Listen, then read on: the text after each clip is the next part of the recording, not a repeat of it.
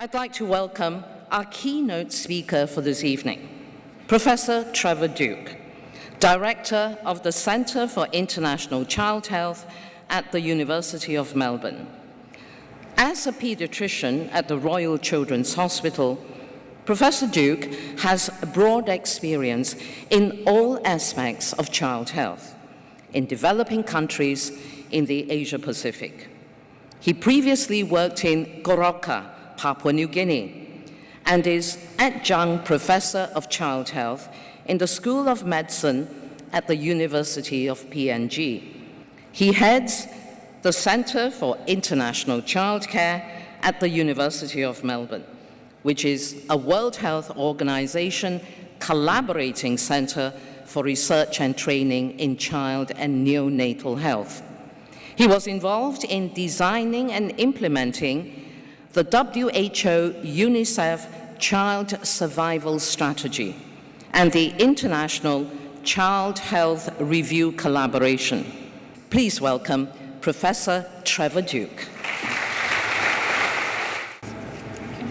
Well, thank you, Lillian, for that very kind and too extensive introduction. And thanks to the organisers who asked me to speak, and for those of you who've come after work and after your daily activities to come to this event. It's very appropriate that Lillian acknowledges the traditional owners and custodians of this land, because for Aboriginal children, many of the health issues we're about to discuss link closely with issues in child health in our region. So, distinguished guests, ladies and gentlemen, and children. Last Friday marked the 20 years since the signing of the United Nations Declaration on the Convention of the Rights of the Child.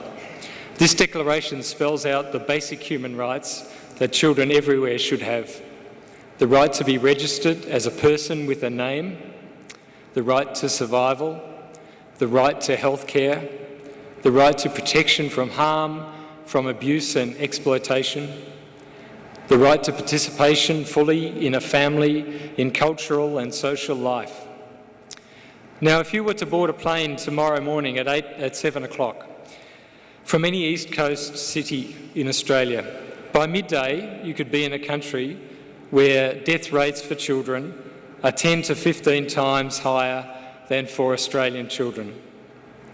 Now, these are countries that thousands of Australians fly over on their way to holiday destinations each year. In Timor-Leste, for example, for every 1,000 babies born, 97 will die before their 5th birthday. In Papua New Guinea, 57 of every 1,000 children born will die before they turn 1, and a further 18 by 5 years of age. Now, in Australia, less than 5 children out of every 1,000 die before their 5th birthday. So in these days of globalisation, of freedom of travel and cooperation on so many things between countries, this can't be allowed to continue. Regionally, Australia cooperates closely on trade because it's important for our shared financial future. We work closely on security to ensure regional stability. So why is it that we don't put as much effort into cooperating on what is really our shared future, the survival, health and education of our children? Now, I'm a paediatrician, as Lillian said, and I'm a father, so I'm biased. I've worked for the last 13 years with poor countries in the region, particularly in Papua New Guinea. Now, in the first 2 years I was in Papua New Guinea, I saw over 350 children die. But these 350 children were but the tip of a human iceberg. In those years, it was estimated that more than 25,000 children died. These children died from common diseases, as Lillian said, that you rarely see in Australia now.